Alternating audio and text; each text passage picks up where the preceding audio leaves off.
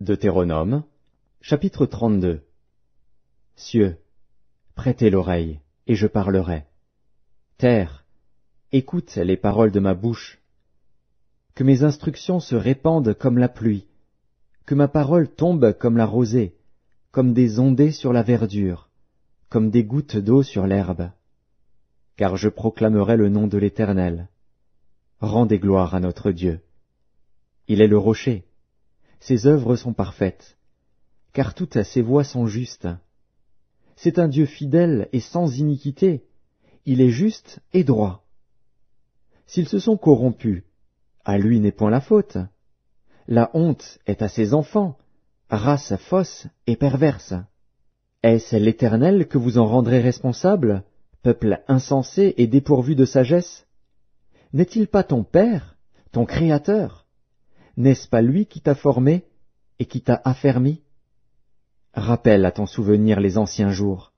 Passe en revue les années, génération par génération. Interroge ton père, et il te l'apprendra, tes vieillards, et ils te le diront.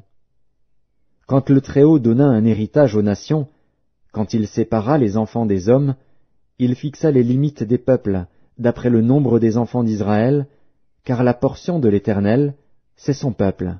Jacob est la part de son héritage. Il l'a trouvé dans une contrée déserte, dans une solitude aux effroyables hurlements. Il l'a entouré, il en a pris soin. Il l'a gardé comme la prunelle de son œil, pareil à l'aigle qui éveille sa couvée, voltige sur ses petits, déploie ses ailes, les prend, les porte sur ses plumes. L'Éternel seul a conduit son peuple, et il n'y avait avec lui aucun dieu étranger. Il l'a fait monter sur les hauteurs du pays, et Israël a mangé les fruits des champs. Il lui a fait sucer le miel du rocher, l'huile qui sort du rocher le plus dur, la crème des vaches et le lait des brebis, avec la graisse des agneaux, des béliers de Basan et des boucs, avec la fleur du froment. Et tu as bu le sang du raisin, le vin. Israël est devenu gras, et il a regimbé. Tu es devenu gras, épais et replet.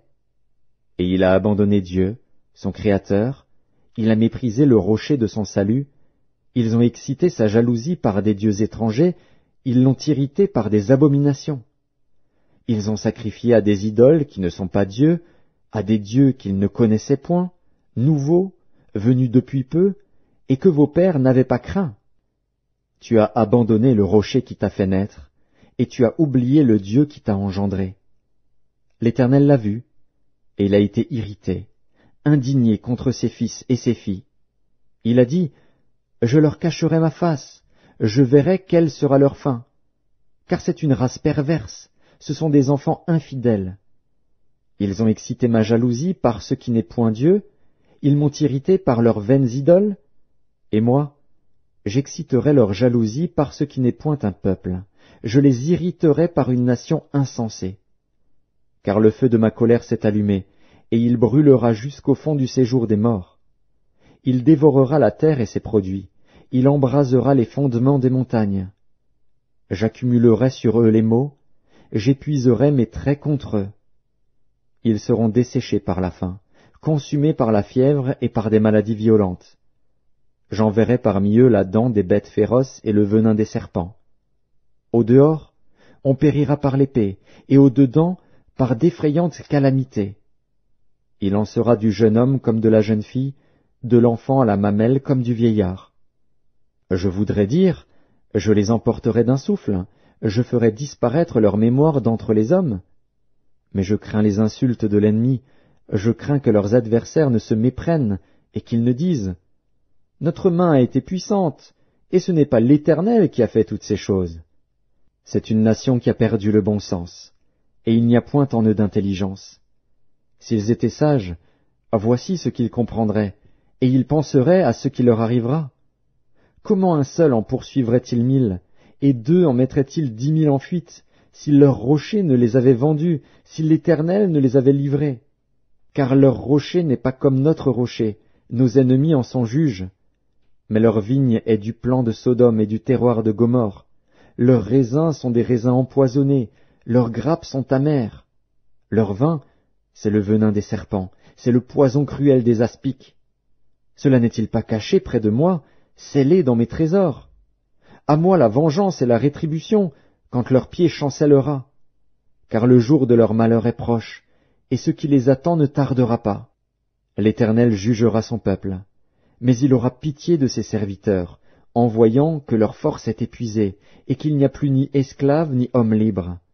Il dira, où sont leurs dieux, le rocher qui leur servait de refuge, ces dieux qui mangeaient la graisse de leurs victimes, qui buvaient le vin de leurs libations?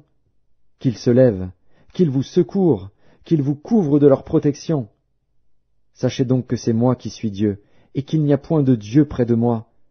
Je fais vivre et je fais mourir, je blesse et je guéris, et personne ne délivre de ma main.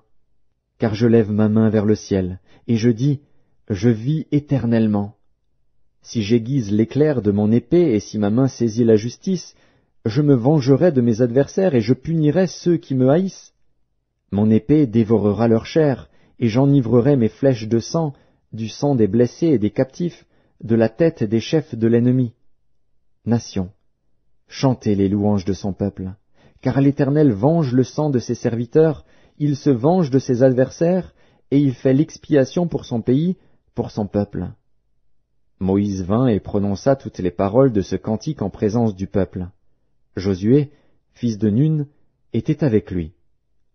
Lorsque Moïse eut achevé de prononcer toutes ces paroles devant tout Israël, il leur dit, « Prenez à cœur toutes les paroles que je vous conjure aujourd'hui de recommander à vos enfants, afin qu'ils observent et mettent en pratique toutes les paroles de cette loi, car ce n'est pas une chose sans importance pour vous, c'est votre vie, et c'est par là que vous prolongerez vos jours dans le pays dont vous aurez la possession, après avoir passé le Jourdain. » Ce même jour, l'Éternel parla à Moïse et dit, « Monte sur cette montagne d'Abarim, sur le mont Nebo, au pays de Moab, vis-à-vis de Jéricho, et regarde le pays de Canaan que je donne en propriété aux enfants d'Israël.